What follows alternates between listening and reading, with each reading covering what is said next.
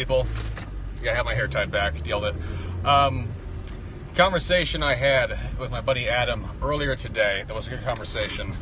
There was a topic I wanted to touch on for this particular Periscope, on the subject matter of spending your 20s only paying bills. So, some background on this. It's kind of a big topic. I'm going to try to cover it with breadth and depth very quickly. Your 20s, as I've talked about, are a formative time in your life. I think we can all agree upon that. That said, for a lot of people in their 20s, if you follow the conventional route, whichever one you want, conventional route, you go to college, you get a degree in 5-6 years, you accrue a lot of debt, you get out of college, you work a job, you have bills to pay, and obviously bills are a responsibility, you have to pay them, and perhaps you move somewhere, you get an apartment, and you scrape by, and you spend your 20s scraping by, and you never rise any higher than surviving. So when I say don't spend your 20s paying bills, what I mean by this is do not spend your 20s only surviving and not having a long-term vision and short-term plan of action for yourself, and just get stuck in inertia.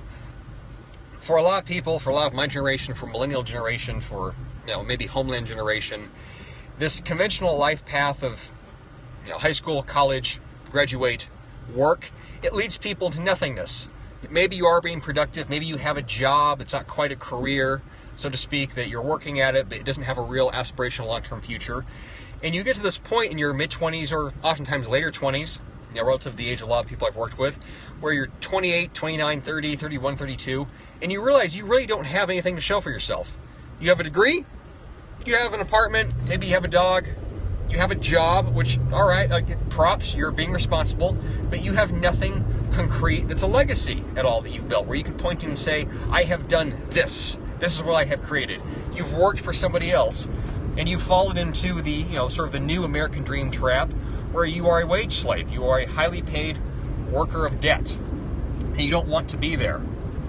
So what's the alternative to this? Well, the alternative is, like I've told you guys in all the threads, as of late, where if you're in your 20s, you have to have a long-term plan, and you can't trust that just getting a degree, that just getting a job is going to be the thing that you perpetually do for the rest of your life.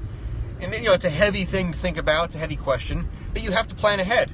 You have to be taking action on something. You have to think big, if nothing else, and set out to create something that will supersede yourself and supersede a mere existence of just, like I said, paying shit on time and scraping by.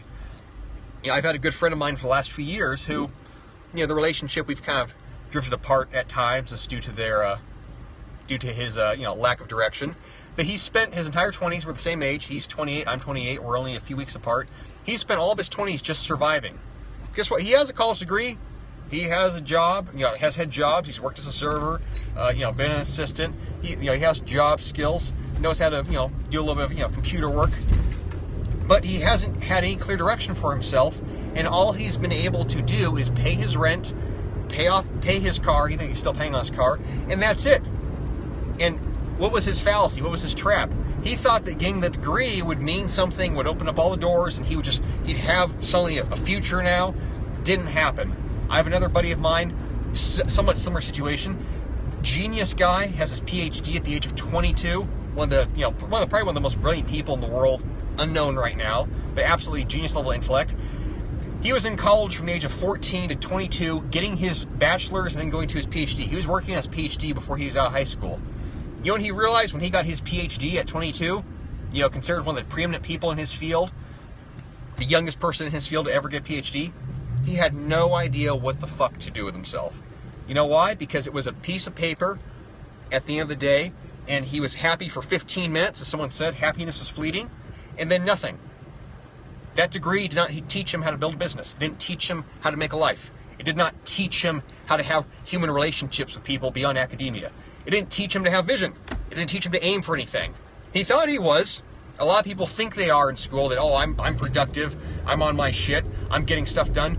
No, you're not.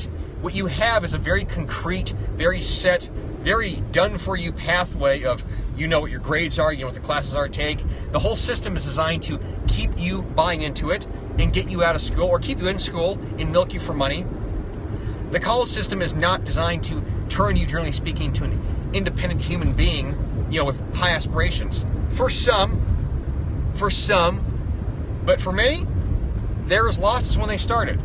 So it's a 5, 6, 7 year path of realizing now you're just smarter, but you still don't know what to do. So what do you do with yourself? Hopefully you don't get to the age of 28, 29, 30 and realize that you don't have anything to present of value other than the fact that you paid your fucking rent on time. As I said many times before, you want to have more than that. You do not want to spend your 20s only paying bills. Do you want to pay your bills? Yes, obviously. Do not be fiscally irresponsible. But you have to start building towards something. You also don't want to get into the trap later on where maybe you stick with that job that you don't really like, but you can keep doing it, so you do it. And then you're 35, 36, in your late 30s, and you're realizing maybe you're still single, or maybe you had kids, and maybe, fuck me, I've never planned for my kids' financial future. I never planned for my own financial future. And life's expensive. Things cost money. I never thought about building wealth because my whole mindset has been how much I can get paid per hour. Not something you want to get trapped by. All these things are avoidable mistakes. Money does not, runs everything. Money does run everything. I thought you said runes. Money does run everything. But what is money? Money is value. Value runs the world. Value runs the world. You can either create value for other people, or you can create it for yourself. Value that you create is always going to be yours. You will have complete ownership of that value. That is the value that you'll likely have a passion for, that you will want to grow. Creating value for other people, or just contributing to someone else's value that they are doing themselves, you don't own that. That's not yours, and it never will be. And that is not a reliable way to thrive. Survive? Perhaps. Surviving is not that hard. Thriving takes some mental adeptness. You have to think about this stuff. So, ownership is everything. Yes, ownership is everything. Everything that you are will always and forever be your fault. I have to get to training, so I'm going to cut this short. No questions. Good for talking, everybody. Thanks for listening. I'll talk to you all again.